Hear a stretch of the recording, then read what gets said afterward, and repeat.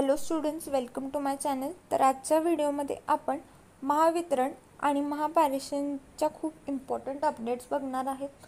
तर जर तुम्ही या एक्झामसाठी प्रिपरेशन करत असाल तर हा व्हिडिओ नक्कीच तुमच्यासाठी यूजफुल असणार आहे अशी मला खात्री आहे। सो प्लीज हा व्हिडिओ शेवटपर्यंत नक्की पहा आणि जर व्हिडिओ आवडला, हेल्पफुल वाटला तर तुमच्या फ्रेंड्सना आणि रिलेटिव्हला शेअर करा। ओके, चला तर मग व्हिडिओला स्टार्ट करूया। सगळ्यात आधी आपण बघणार आहे फॉर्म सबमिशनबद्दल। तर महाडिस्कॉम म्हणजेच महावितरण आणि महाट्रान्सको म्हणजेच महापारेषणचं जे फॉर्म सबमिशन आहे ते ऑलरेडी कंप्लीट झालेलं आहे। ओके, यानंतर आपण बघणार आहे की एक्झॅक्टली कोणकोणत्या पोस्टसाठी महाडिस्कॉममध्ये आणि महाट्रान्सकोमध्ये वेकन्सीज होत्या। ओके, तर सगळ्यात आधी असिस्टंट इंजिनियर किंवा ज्यालाच आपण ग्रॅज्युएट इंजिनियर ट्रेनी म्हणतो आणि ज्युनियर इंजिनियर ज्यालाच आपण डिप्लोमा इंजिनियर ट्रेनी म्हणतो, या पोस्टसाठी वेकन्सीज होत्या। या ज्या दोन्ही पोस्ट आहेत त्या रिस्पेक्टिव्हली ग्रॅज्युएशन आणि डिप्लोमा बेसिसवरती आहेत। त्यानंतर महाट्रान्सकोमध्ये टेक्निशियन 1, टेक्निशियन 2, सिनियर टेक्निशियन या पोस्टसाठी वेकन्सीज होत्या। त्यानंतर महाडिस्कॉममध्ये अकाउंट असिस्टंट, ज्युनियर असिस्टंट आणि विद्युत सहाय्यक या पोस्टसाठी वेकन्सीज होत्या। ओके, तर या पोस्ट ज्या आहेत त्या प्रोफेशनली पोस्ट असतात। म्हणजे सुरुवातीला तुम्हाला 1 इयरचं असेल किंवा 3 इयरचं असेल ट्रेनिंग प्रोव्हाइड केलं जातं आणि त्या ट्रेनिंगमध्ये तुम्हाला स्टायपंडसुद्धा दिला जातो।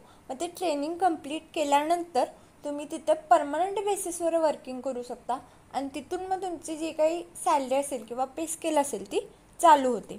ओके, मग डिप्लोमा डिग्री बेसिसवरच्या ज्या काही JEE पोस्ट असतील त्या 1 इयरसाठी ट्रेनिंग प्रोव्हाइड करतात आणि नंतर मग तुम्ही तिथं परमनंट होता। ओके, मग तुमचा जो काही पे स्केल असेल तो तुम्हाला मिळेल।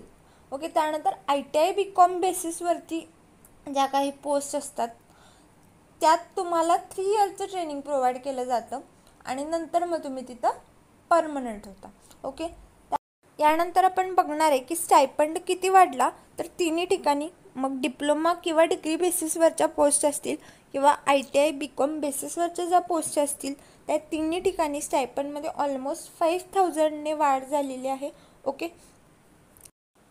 यानंतर आपण बघणार आहे की एक्झाम कधी होईल। ओके, तर महावितरणची एक्झाम ही थोडीशी लेट होईल आणि कंपॅरेटिव्हली महापारेषणची एक्झाम ही थोडी आधी होईल। आता जास्त पोस्ट असतात त्यामुळे ऑब्व्हियसली IBPSला सुद्धा कठीण जाणार आहे, त्याच्यावर सुद्धा ताण येणार आहे। मग IBPS आधी डेट फिक्स करतं, त्यानंतर मग महावितरण महापारेषणकडून कन्फर्मेशन घेतं आणि नंतरच मग ती एक्झाम होते। ओके, मग त्यामध्ये बराच टाईम जाणार आहे। मोस्टली 20 सप्टेंबर ही डेट मिनिमम तुम्ही पकडून चला। त्यानंतर एक्झाम कधीही होऊ शकते, महावितरणची किंवा महापारेषणची। पण एवढं लक्षात ठेवा की महापारेषणची एक्झाम ही आधी होणार आहे आणि महावितरणची एक्झाम नंतर होणार आहे। ओके, त्यानंतर महापारेषणची एक्झाम मोस्टली सप्टेंबरमध्येच होईल आणि महावितरणची एक्झाम ही ऑक्टोबरमध्ये किंवा इलेक्शनच्या नंतरसुद्धा होऊ शकते। ओके, मग 15 किंवा 20 सप्टेंबरच्या पुढे कधीही एक्झाम होऊ शकते असं ठरवून तुम्ही एखादा टार्गेट ठेवा की मला एवढ्या टाईममध्ये हे पूर्ण कंप्लीट करायचंच आहे, मला माझं प्रिपरेशन पूर्ण करायचं आहे, प्रॅक्टिस करायची आहे, त्या हिशोबाने तुम्ही अभ्यास करा। ओके, यानंतर आपण बघणार आहे की प्रिपरेशन कशी करावी। ओके, तर याआधीसुद्धा मी सांगितले की तुम्ही एखादी डेट पकडा, त्या डेटपर्यंत एक्झाम होऊ शकते असं पकडून चला। त्या डेटपर्यंत तुमचं सगळं प्रिपरेशन जे आहे ते कंप्लीट करा, प्रॅक्टिस करा, ऑब्जेक्टिव्ह सॉल्व करा, टाईम लावून पेपर सॉल्व करा। मग 50% तो तुमचा वेळ आहे तो अभ्यासासाठी द्या आणि 50% तुमचा वेळ हा टेस्ट सिरीजसाठी द्या। ओके, तर टेस्ट सिरीज सॉल्व करणं हे सुद्धा खूप महत्त्वाचं आहे, हे ॲनलाइज करण्यासाठी की एक्झॅक्ट तुम्ही कुठे चुकताय आणि कुठे किंवा कोणत्या पॉईंटवरती तुम्ही जास्त फोकस केला पाहिजे।